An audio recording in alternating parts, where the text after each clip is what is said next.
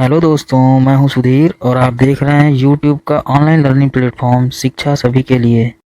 दोस्तों, CTET exam के लिए हिंदी टेस्ट सीरीज की श्रृंखला इस चैनल पर चलाई जा रही है। आपको हिंदी के प्रश्न पत्र लगातार मिल रहे होंगे। मुझे पूरा विश्वास है कि प्रश्नों की गुणवत्ता आप समझ रहे होंगे और ये प्रश्न आपको पसंद भी आ रहे होंगे। यदि पसंद आ रहे हैं तो वीडियो को लाइक करें, दोस्तों को शेयर करें, चैनल को सब्सक्राइब करें, साथ ही साथ बेल आइकन भी दबाएं ताकि मेरे द्वारा डाली गई वीडियो आप तक तुरंत पहुंच सके। और हाँ दोस्तों, अपने सुझाव मुझे कमेंट बॉक्स में ज़रूर दें, जिससे मुझे आगे की वीडियो बनाने में सहायता मिल सके। शुरू करते हैं दोस्तों, देखते हैं इस नए प्रश्न पत्र का पहला प्रश्न।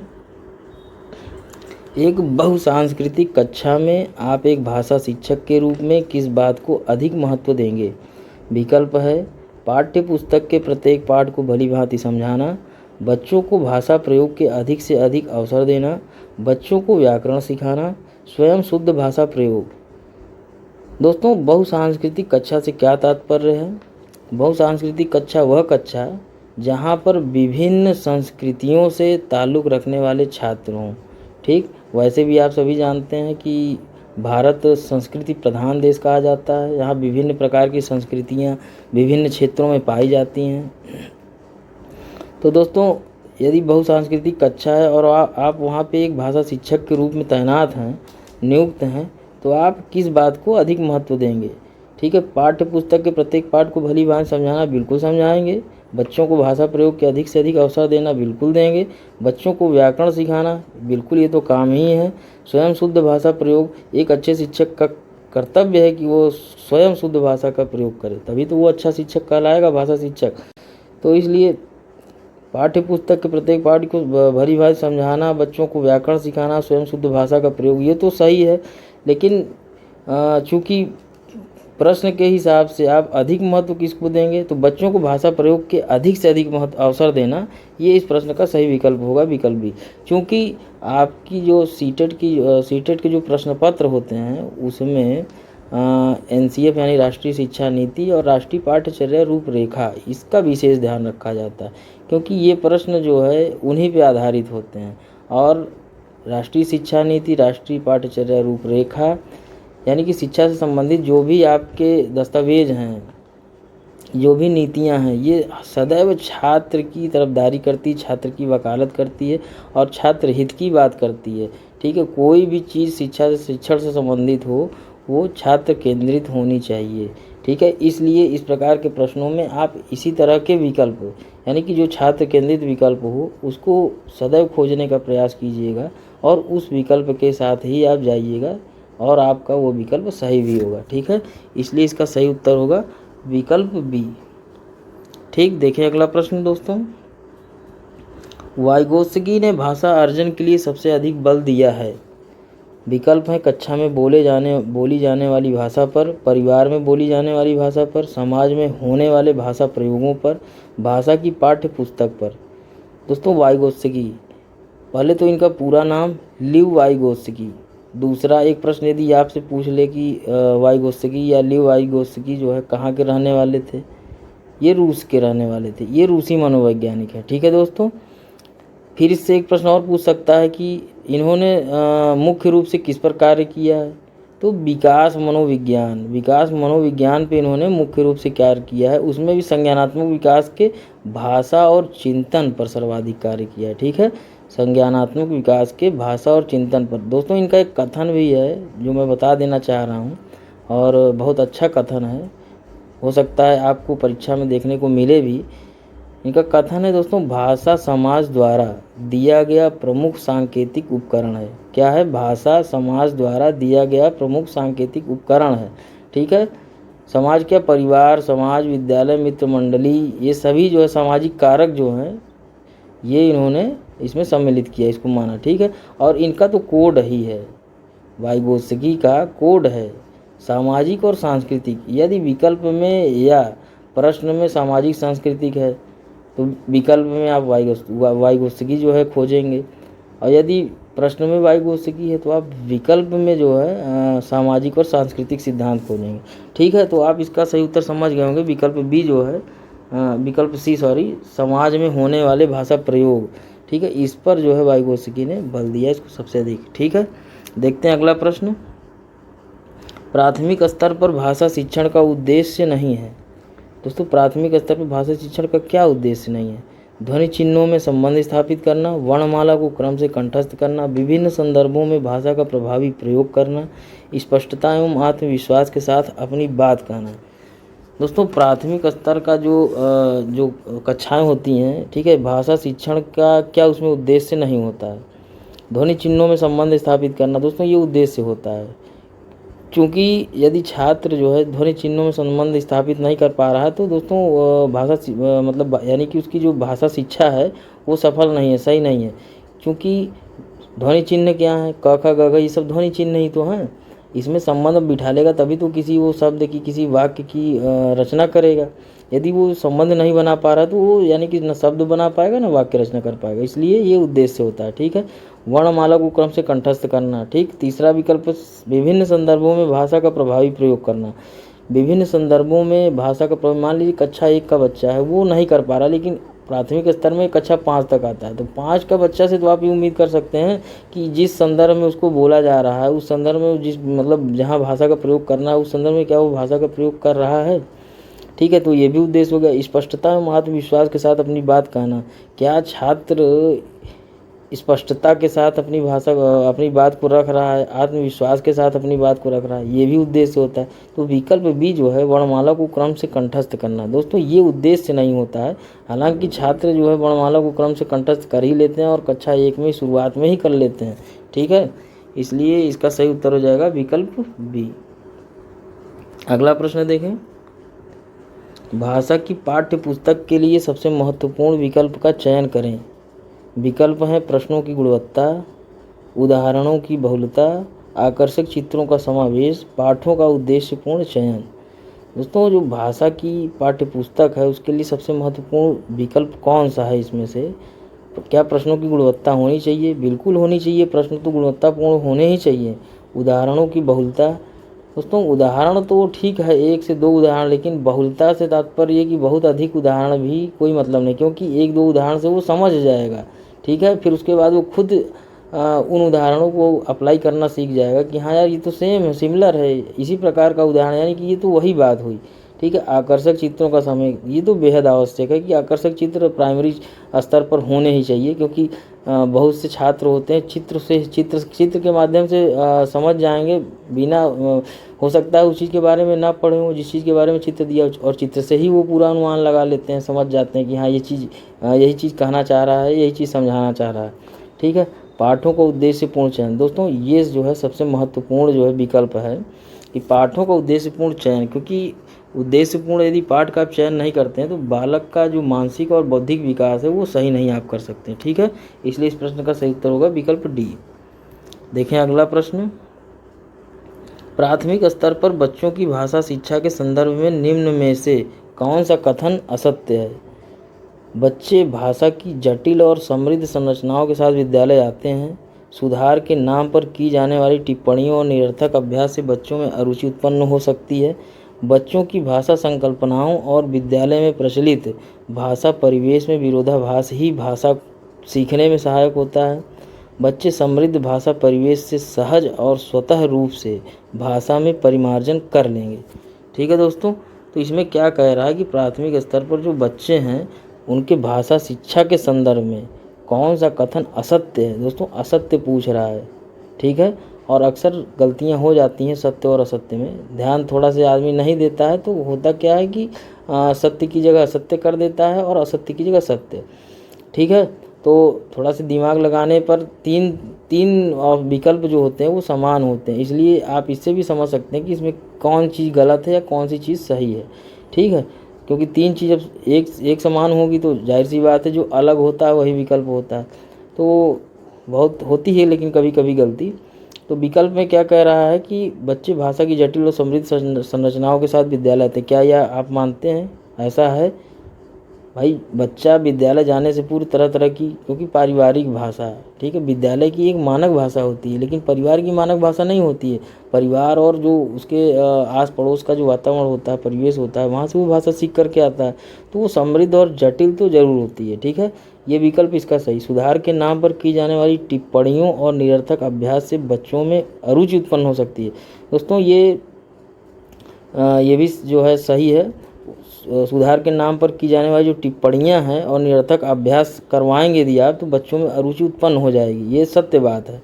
ठीक है, यदि आप सुधार के नाम पर उसको बार बार टिप्पणी कीजिए कि तुम कैसे हो, क्या कर रहे हो, इतना दिन हो गया तुमको समझ में नहीं आया, मैं बार बार समझा रहा हूँ। ठीक है, और यदि निरर्थक आप अभ्यास करवाइए, बार बार जो है एक ही चीज़ का अभ्यास करवाइए, इस चीज़ को लिख करके आओ, बार बार इस चीज़ को बोलना सीखो, तो जाहिर सी बात उसके अंदर जो है अरुचि उत्पन्न हो जाएगी। ठीक है, उसका मन नहीं लगेगा, कहेगा अरे यार ये मास्टर कैसा है, बार बार एक ही चीज़ करवा रहा है। ठीक है, बिना मतलब हमको जो है बोल देते हैं, डांट देते हैं, टिप्पणी करते हैं, तो इससे अरुचि, ये भी सही है। ठीक है, बच्चों की भाषा संकल्पनाओं और विद्यालय में प्रचलित भाषा परिवेश में विरोधाभास ही भाषा सीखने में सहायक होता है। दोस्तों ये असत्य है। ठीक है, बच्चे समृद्ध भाषा परिवेश से सहज और स्वतः रूप से भाषा में परिमार्जन कर लेंगे। दोस्तों बच्चे जो है जब समृद्ध भाषा परिवेश में जब रहेंगे, सीखेंगे, तो वो खुद जो है इतना मतलब कि सक्षम हो जाते हैं कि भाषा में वो परिमार्जन अपने आप कर लेते हैं। ठीक है, लेकिन जो विकल्प सी कह रहा है कि बच्चों की जो भाषा संकल्पनाएं हैं और विद्यालय में प्रचलित भाषा परिवेश, ठीक है, दोनों में जो विरोधाभास होता है वो भाषा सीखने में कहाँ से होगा भाई, कहाँ से होगा वो। बहुत से बच्चे हैं विद्यालय में रहते हैं, मानक भाषा जो विद्यालय में भाई अध्यापकों का डर होता है। ठीक है, थोड़ा से विद्यालय का जो परिवेश होता है उस हिसाब से बच्चे रहते हैं। विद्यालय से बाहर आते ही, निकलते ही फिर वो अपनी क्षेत्रीय जो भाषाएं होती है उसी में वो रम जाते हैं, उसी तरह से बोलना, उसी तरह से शरारतें करना। ठीक है, क्योंकि ज़्यादा देर बच्चे चंचल होते हैं, उनको ज़्यादा देर तक आप किसी चीज़ में बांध करके रोक करके नहीं रख सकते हैं। ठीक है, तो यदि ये कहे कि जो उनकी जो प्रचलित जो मतलब उनकी भाषा संकल्पना है और विद्यालय में जो प्रचलित भाषा परिवेश है उसमें विरोधाभास जो है उसको भाषा सिखाने में सहायक होता है या भाषा सीखने के लिए वो सहायता करता है, तो दोस्तों ये गलत है। इसलिए इसका सही उत्तर हो जाएगा विकल्प सी, क्योंकि इसमें पूछ रहा है कि असत्य कौन सा है। ये असत्य है, बाकी सभी सत्य हैं। ठीक है, देखते हैं अगला प्रश्न। भाषा कौशलों के संदर्भ में कौन सा कथन उचित है। ठीक है, भाषा कौशलों के संदर्भ में कौन सा कथन उचित है। विकल्प है, भाषा के चारों कौशल क्रम से सीखे जाते हैं, भाषा के कौशल एक दूसरे से स्वतंत्र होते हैं, भाषा के चारों कौशल परस्पर अंतः संबंधित होते हैं, भाषा कौशलों के विकास में अभ्यास की अपेक्षा भाषिक नियमों का ज्ञान जरूरी है। दोस्तों इस तरह के प्रश्न, एक प्रश्न ये और एक पिछला प्रश्न था इससे पहले 4 नंबर में शायद, इस तरह के प्रश्नों को मैं बार बार रिपीट भी कर रहा हूँ क्योंकि इस तरह के प्रश्न आते हैं और अनिवार्य रूप से आते हैं। ठीक है, तो आप इतने इसका इस तरह के प्रश्नों का इतना अभ्यास कर लीजिए कि प्रश्न देखते ही आप, एक तो समय भी बचेगा और प्रश्न भी आपको गलत नहीं होगा। ठीक है, देखते ही तुरंत उसको करिए। ठीक, तो इसलिए बार बार इसको यदि मैं रिपीट भी कर रहा हूँ तो उसका सिर्फ यही एक उद्देश्य है कि आप इन प्रश्नों की इतने अभ्यस्त हो जाइए कि देखते ही, क्योंकि आप कभी भी पुराने पेपर यदि देखेंगे तो आपको इस तरह के प्रश्न जरूर आपको मिलेंगे। ठीक है दोस्तों, तो ये क्या कह रहा है, भाषा कौशलों के संदर्भ में कौन सा कथन उचित है। दोस्तों भाषा कौशल कौन कौन से आपके, सुनना, बोलना, लिखना, पढ़ना, 4 ही कौशल हैं भाषा के। ठीक है, तो ये कह रहा है कि चारों कौशल क्रम से सीखे जाते हैं। तो क्या चारों कौशल क्रम से सीखे जाते हैं, ये कोई ज़रूरी है? बिल्कुल ज़रूरी नहीं है। बहुत से बच्चे पढ़ना बाद में सीखते हैं, लिखना पहले सीख जाते हैं। ठीक है, या पढ़ना पहले सीखते हैं, लिखना काफ़ी बाद में। मतलब इस तरह के कौशल जो है कभी कभी देर से भी विकसित होते हैं। बच्चा लिख तो लेता है, पढ़ भी लेता है, लेकिन बोल नहीं पाता है। तो बोलने का जो कौशल है कुछ काफ़ी उम्र के जो है 2-3 साल उम्र अधिक हो जाने के बाद उसके अंदर जो है डेवलप होता है। तो इसलिए चारों कौशल क्रम से सीखे जाते हैं, ये सही नहीं है। भाषा के कौशल एक दूसरे से स्वतंत्र होते हैं, ये भी बिल्कुल सही नहीं है। कहाँ से स्वतंत्र होते हैं भैया? बोलना, पढ़ना, लिखना, सुनना, सब कुछ एक दूसरे से जो है जुड़े हुए होते हैं। तीसरा विकल्प क्या है, भाषा के चारों कौशल परस्पर अंतर संबंधित, ये सही विकल्प है। ठीक है, भाषा कौशलों के विकास में अभ्यास की अपेक्षा भाषिक नियमों का ज्ञान जरूरी है, बिल्कुल नहीं। भाषिक नियमों का कोई जरूरी ज्ञान होना कोई ज़रूरी नहीं है। भाषा कौशल को आप जो है इसके माध्यम से आकर्षक बना सकते हैं, भाषिक नियमों के ज्ञान से। ठीक है, उसको सही कर सकते हैं, परिमार्जित कर सकते हैं। लेकिन ये कहिए कि विकास में अभ्यास की अपेक्षा भाषिक नियमों का ज्ञान जरूरी है, तो अभ्यास भाई महत्वपूर्ण होता है, भाषिक नियमों का ज्ञान जरूरी नहीं होता है। ठीक है, भाषा कौशलों के विकास के लिए। तो इसलिए इसका सही उत्तर होगा विकल्प सी, कि भाषा के चारों कौशल जो हैं वो परस्पर अंतः संबंधित होते हैं। ठीक है, चारों आपस में जुड़े हुए होते हैं, एक दूसरे से कोरिलेट होते हैं। ठीक है, देखते हैं अगला प्रश्न। हिंदी की कक्षा में प्रायः हिंदीतर भाषी बच्चे हिंदी सीखने में अनेक कठिनाइयों का सामना करते हैं, क्योंकि प्रायः हिंदी और उनकी मातृभाषा की संरचना में अंतर होता है। वे मन लगाकर हिंदी नहीं सीखते, हिंदी सीखने के प्रति उनमें रुचि नहीं होती। हिंदी बहुत कठिन भाषा है। दोस्तों क्या कह रहा है कि हिंदी की जो कक्षा है उसमें जो हिंदीतर यानी कि हिंदी से इतर कोई बांग्ला, मराठी, गुजराती, ठीक है, तमिल, किसी अन्य भाषा का जो बच्चा है उसको हिंदी सीखने में कठिनाई का यदि वो सामना करता है, उसका कारण क्या हो सकता है। ठीक है, वे मन लगाकर नहीं सीखते। दोस्तों ये गलत है, क्योंकि बहुत से ऐसे बच्चे होते हैं, मतलब नहीं सीखते हैं, ठीक है, लेकिन ये कहें कि आप मन लगाकर नहीं सीखते, ये गलत है। बहुत से बच्चे हैं जो बहुत प्रयास करते हैं फिर भी नहीं सीख पाते हैं। ठीक है, या सीखते हैं थोड़ा समय लगता है, हिंदी सीखने के प्रति उनमें रुचि नहीं होती, ये भी आप नहीं कर सकते हैं। ठीक है, हिंदी बहुत कठिन भाषा है, हिंदी बहुत कठिन भाषा है, ये कहना बिल्कुल भी गलत है। वो लग सकती है, अलग बात है कि ये कोई विदेशी है, अंग्रेजी का जानकार, तो वो आकर के कहे कि भाई हिंदी बहुत कठिन, तो हम भी तो कह रहे हैं कि अंग्रेजी बहुत कठिन है। ठीक है, तो हिंदी भाषी भी तो कहेगा कि अंग्रेजी बहुत कठिन है, तो ये भी कहना ठीक नहीं है। ठीक है, दो मुख्य समस्या होती है जो उनको कठिनाइयों का सामना करना पड़ता है, जो हिंदीतर भाषी बच्चे होते हैं। प्रायः हिंदी और उनकी मातृभाषा की जो संरचना होती है, क्योंकि जो उसकी मातृभाषा यदि बांग्ला है तो उसने बांग्ला में ही सीखा सब कुछ। अब वो विद्यालय आया, अब वो मान लीजिए कहीं विद्यालय के इधर भी यदि वो हिंदी सीख रहा है तो जाहिर सी बात है कि उस हिंदी सीखने में उसकी जो मातृभाषा है बांग्ला या मराठी, तमिल, तेलुगु, ये अड़ंगा तो लगाएगी ही, उसमें बाधा तो उत्पन्न करेगी ही। तो इसका सही विकल्प हो जाएगा विकल्प ए। ठीक है दोस्तों, देखें अगला प्रश्न। समग्र भाषा पद्धति पर आधारित कक्षा विकल्प हैं सभी भाषाओं को सीखने पर बल देती है, बाल साहित्य को पढ़कर सुनाने पर बल देती है, बच्चों के भाषाई विकास की स्पष्ट समझ पर बल देती है, गतिविधियों के आयोजन पर बल देती है।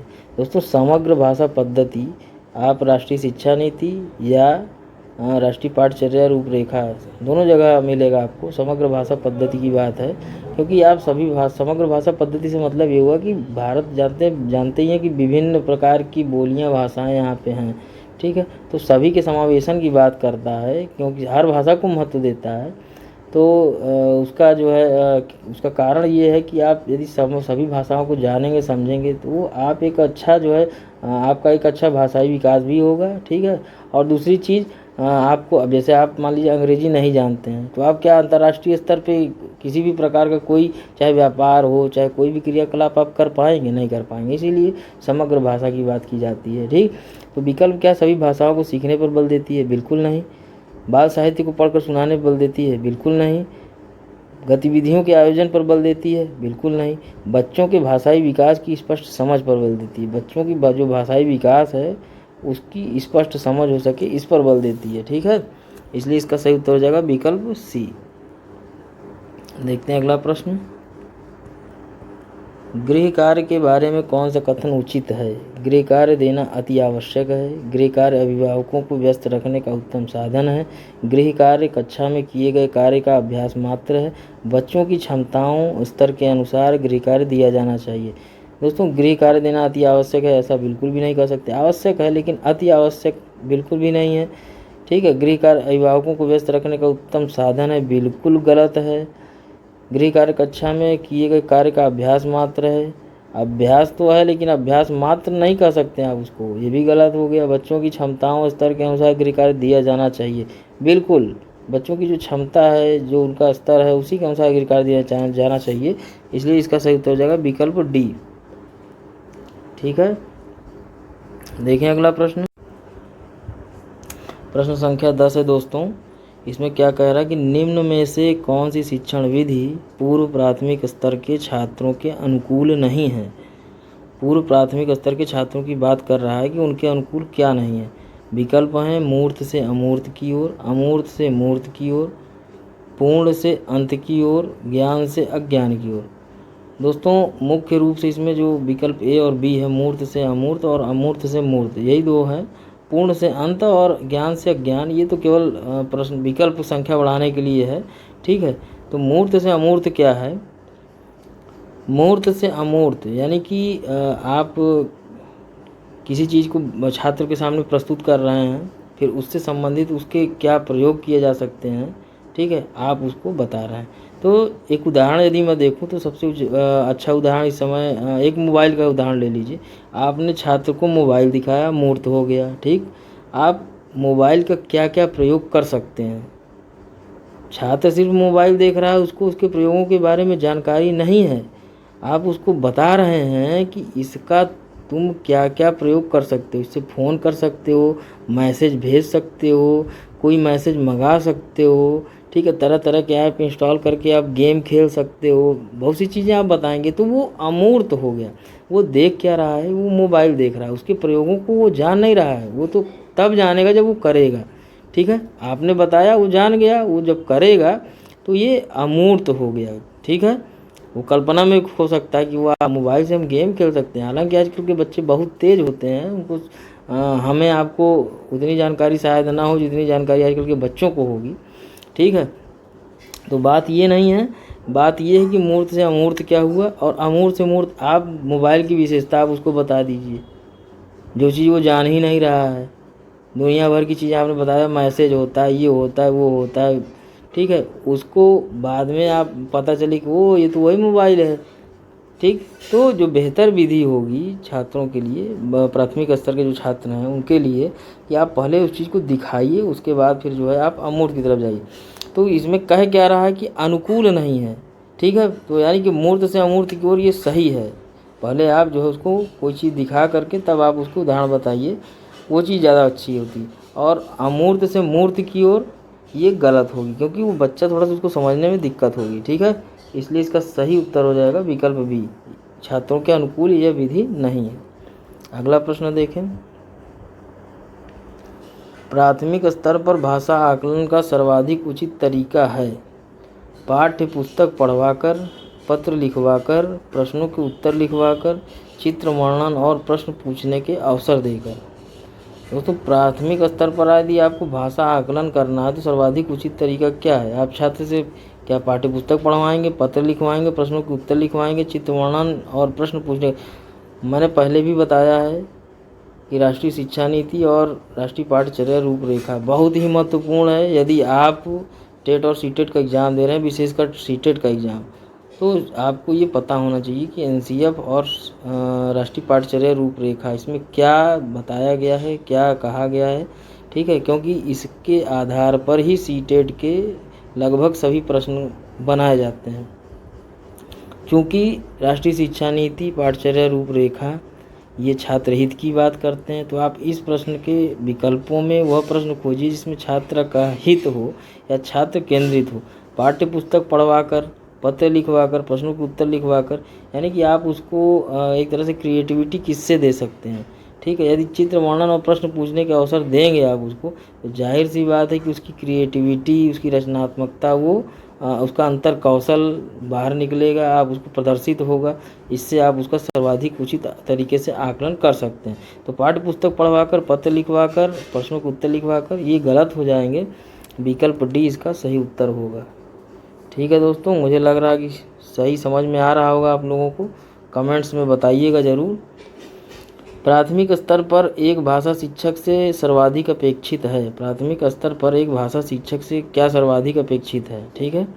बच्चों को मानक भाषा का प्रयोग सिखाना, पाठ्य पुस्तक में दी गई सभी कहानियों एवं कविताओं को कंठस्थ कराना, कक्षा एवं कक्षा के बाहर छात्रों को भाषा प्रयोग के लिए प्रोत्साहित करना, छात्रों की निरंतर परीक्षा लेना। देखिए दोस्तों, ये भी प्रश्न बहुत अच्छा है, इस तरह के प्रश्न आते हैं। विकल्प ए, बच्चों को मानक भाषा का प्रयोग सिखाना। सिखाएंगे आप, लेकिन ये आपसे सर्वाधिक अपेक्षा नहीं की जाती है, ये आपका काम है, उसको मानक भाषा का प्रयोग सिखाएंगे। पाठ्य पुस्तक में दी गई सभी कहानियों कविताओं कंठस्थ भी करवाएंगे, ठीक है। छात्रों की निरंतर परीक्षा तो लेंगे, लेकिन निरंतर परीक्षा लेकर के उसको आप फंसाए रखेंगे क्या एग्जाम में, ठीक है। इसलिए विकल्प सी, कक्षा एवं कक्षा के बाहर छात्रों को भाषा प्रयोग के लिए प्रोत्साहित करना, ये सबसे अच्छी बात है, और ये भाषा शिक्षक से सर्वाधिक अपेक्षित भी होता है, ठीक है। कि आप बच्चों को कितना जो है उसको मानसिक और बौद्धिक रूप से मजबूत कीजिए, और उसका जो है आंतरिक गुण है उसको बाहर निकलने दीजिए, ठीक है। तो इसलिए विकल्प सी जो है इसका सही उत्तर हो जाएगा, ठीक है। भाषा प्रयोग के लिए आप उसको प्रोत्साहित करेंगे। अगला प्रश्न है, रेखा केवल उन्हीं प्रश्नों के उत्तर लिखती है जो उसने याद किए हैं, इसका सही कारण हो सकता है। रेखा सिर्फ उन्हीं प्रश्नों के उत्तर लिखती है जो उसने याद किए हैं, तो इसका क्या कारण हो सकता है? विकल्प में यह सामान्य बात है, उसकी स्मरण शक्ति बहुत अच्छी है, उसकी विचार प्रक्रिया शिथिल है, उसमें कल्पनाशीलता जैसे गुणों का अभाव है। दोस्तों आप समझ गए होंगे इसका सही उत्तर क्या होगा। यह सामान्य बात है, ये गलत है। ये सामान्य बात नहीं है, उसकी स्मरण शक्ति बहुत अच्छी है, ये भी सही नहीं है। स्मरण शक्ति अच्छी है, ठीक है, याद कर लेती होगी, लेकिन ये कहिए कि केवल उन्हीं प्रश्नों को उत्तर दे रही है, उसने याद किए, तो इससे आप उसकी ये कहिए कि स्मरण शक्ति बहुत अच्छी है, तो सही नहीं। उसकी विचार प्रक्रिया शिथिल है। विचार प्रक्रिया शिथिल है, ऐसा कैसे आप कह सकते हैं कि वो विचार नहीं कर पा रही है, शिथिलता से विचार कर रही, ठीक है। उसमें कल्पनाशीलता जैसे गुणों का अभाव है, ये इसका सही उत्तर होगा, क्योंकि वो कल्पना नहीं कर पा रही है कि इस प्रश्न के आगे और पीछे भी कुछ हो सकता है, इससे संबंधित भी कुछ हो सकता है, इसको हम कहीं किसी संदर्भ में जोड़ सकते हैं। सही है, इसका विकल्प सही हो जाएगा विकल्प डी। ठीक है दोस्तों, देखें अगला प्रश्न। प्रश्न पूछना, प्रतिक्रिया देना, परिचर्चा में भाग लेना, वर्णन करना, क्या है ये? विकल्प में भाषा सीखने, सिखाने तथा आकलन के माध्यम है, भाषा आकलन करने के तरीके मात्र हैं, केवल शिक्षण पद्धति है, केवल भाषाई गतिविधियां हैं।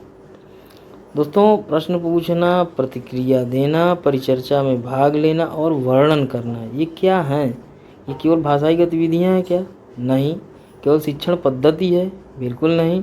भाषा आकलन करने के तरीके मात्र हैं? भाषा आकलन करने के तरीके तो हैं, लेकिन तरीके मात्र तो नहीं है ये हैं। भाषा सीखने, सिखाने तथा आकलन के माध्यम है, बिल्कुल। भाषा सीखने और सिखाने, जो आप भाषा सिखा रहे हैं, ठीक है, बच्चों को, और उनका आकलन, यानी कि दोनों चीज़ें हैं, सीखने सिखाने तथा आकलन, दोनों के ये माध्यम है, ठीक है। इसलिए सही उत्तर इसका होगा विकल्प ए। देखें अगला प्रश्न। दोस्तों निर्देश है, कविता की पंक्तियां पढ़कर निम्नलिखित प्रश्नों में सबसे उचित विकल्प चुनिए। दोस्तों सीटेट की परीक्षा में हिंदी प्रश्न पत्र में विशेष रूप से गद्यांश और पद्यांश दोनों आते हैं। गद्यांश से संबंधित लगभग 9 से 10 प्रश्न होते हैं, और पद्यांश यानी कविता से संबंधित लगभग 4 से 5 प्रश्न होते हैं। तो दोस्तों ये आते ज़रूर हैं और हर पेपर में आपको देखने को मिलते हैं। इनको आप बहुत ही आसानी से कर भी सकते हैं। अपने 5 या और 10 नंबर, उसके मान लीजिए 15 नंबर आप एकदम 100% सही कर लेते हैं। तो इस प्रश्न पत्र में मैंने गद्यांश नहीं डाला है, सिर्फ मैंने कविता ही लिया है, ठीक है। अगले प्रश्न पत्र में आपको गद्यांश देखने को मिल सकता है, तो इसलिए इसको देखते हैं, बहुत ही आसानी से इसको कर सकते हैं हम, ठीक है। सुनता हूँ मैंने भी देखा, काले बादल में रहती चांदी की रेखा, काले बादल जात विदेश के, काले बादल विश्व क्लेश के, काले बादल उठते पथ पर, नव स्वतंत्रता के प्रवेश के, सुनता आया हूँ है देखा, काले बादल में हंसती चांदी की रेखा। दोस्तों ये सुमित्रानंद पंत जी कविता, शायद इसका शीर्षक भी है चांदी की रेखा। क्योंकि जिस समय देश परतंत्र था, गुलाम था अंग्रेज़ों का, तो उस समय स्वतंत्रता के लिए व्याकुलता बहुत थी मन में लोगों के, और लोग जो है तरह तरह के जो है जतन भी कर रहे थे। इतिहास के लोग जो जान रहे होंगे अच्छी तरह से किस किस क्रम में किस किस तरह से आंदोलन होते रहे। लोग काफ़ी निराशा से युक्त थे, बहुत परेशान थे कि आखिर कब हमको स्वतंत्रता मिलेगी, क्या हम आज़ादी की किरण देख भी पाएँ कि नहीं।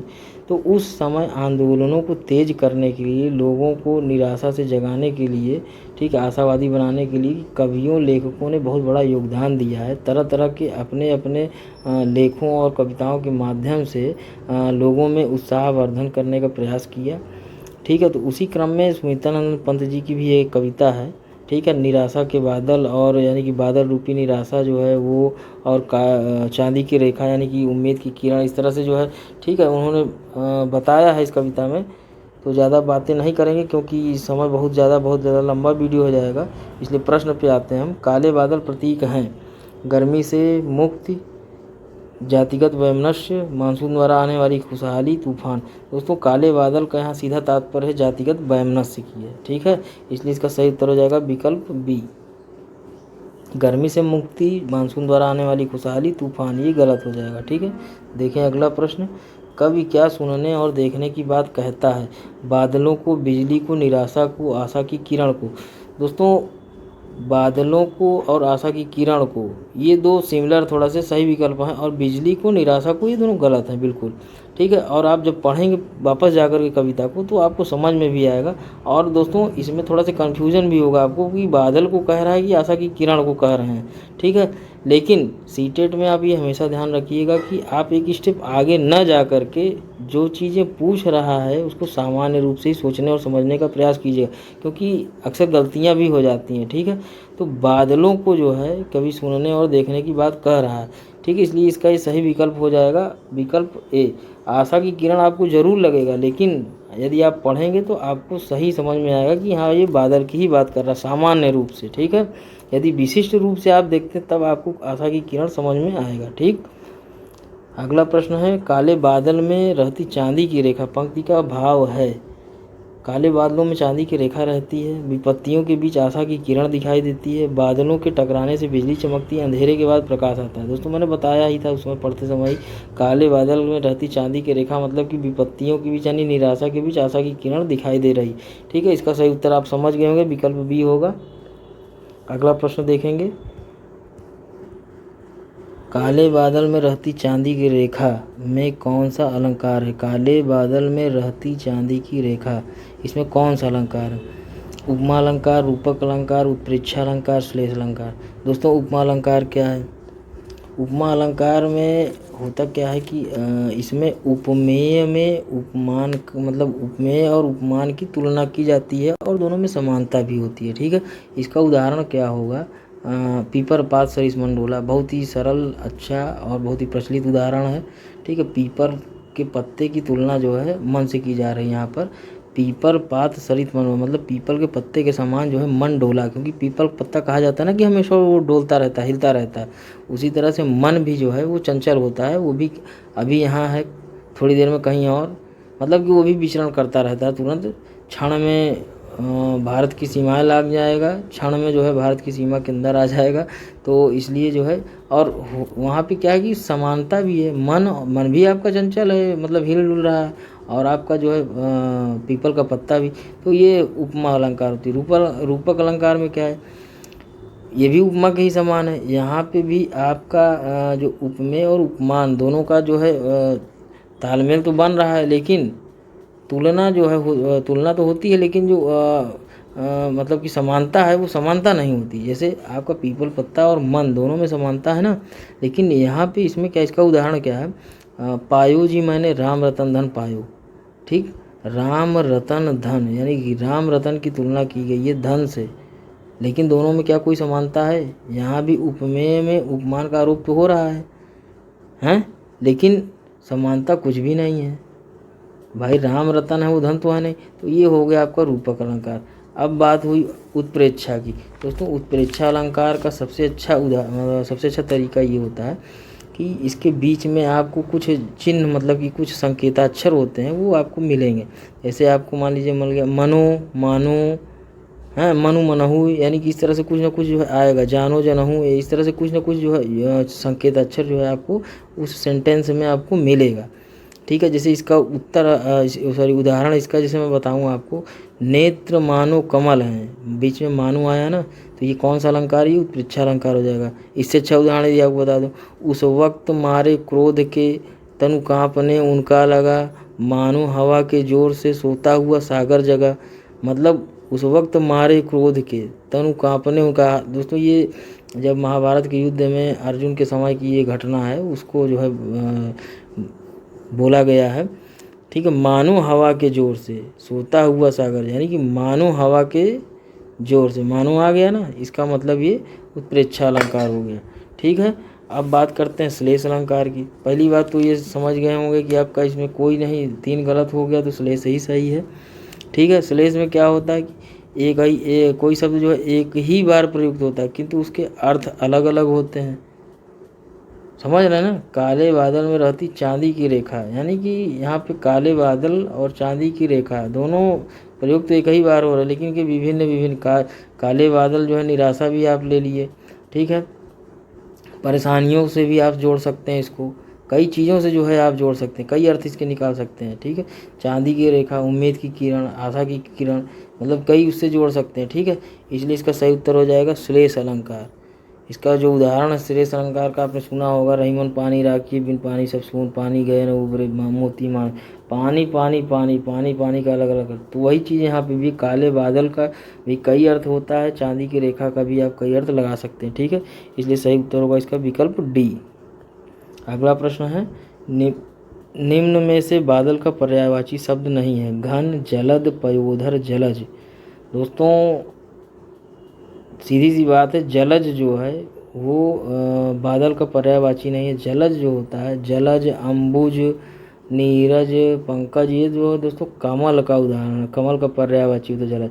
बाकी घन, जलद, पयोधर ये आपका बादल का पर्यायवाची है। ठीक है, तो पर्यायवाची शब्द नहीं है, तो जलज जो है ये कमल का पर्यायवाची है, इसलिए इसका सही उत्तर होगा विकल्प डी। स्वतंत्रता का विलोम शब्द है परतंत्र, परतंत्रता, पराधीनता, गुलाम। दोस्तों स्वतंत्रता का विलोम शब्द बहुत ही आसान है, सीधी सी बात है, स्वतंत्रता का होता है परतंत्रता। ठीक है, ज़्यादा इसमें सोचना नहीं है, विकल्प बी इसका सही उत्तर हो जाएगा परतंत्रता। ठीक है दोस्तों, तो ये आपके जो है 20 प्रश्न हो गए दोस्तों। मिलते हैं आपसे अगले वीडियो में। धन्यवाद दोस्तों। मुझे पूरा विश्वास है कि यह वीडियो आपको ज़रूर पसंद आई होगी। यदि पसंद आई है तो वीडियो को लाइक करें, दोस्तों को शेयर करें, और हाँ, इसी प्रकार गुणवत्तापूर्ण वीडियो प्राप्त करने के लिए चैनल को सब्सक्राइब करें। साथ ही साथ बेल आइकन का बटन भी प्रेस करें ताकि मेरे द्वारा डाली गई वीडियो आप तक तुरंत पहुंच सके। तो दोस्तों मिलते हैं अगले वीडियो में पूरे जोश और जुनून के साथ। नमस्कार।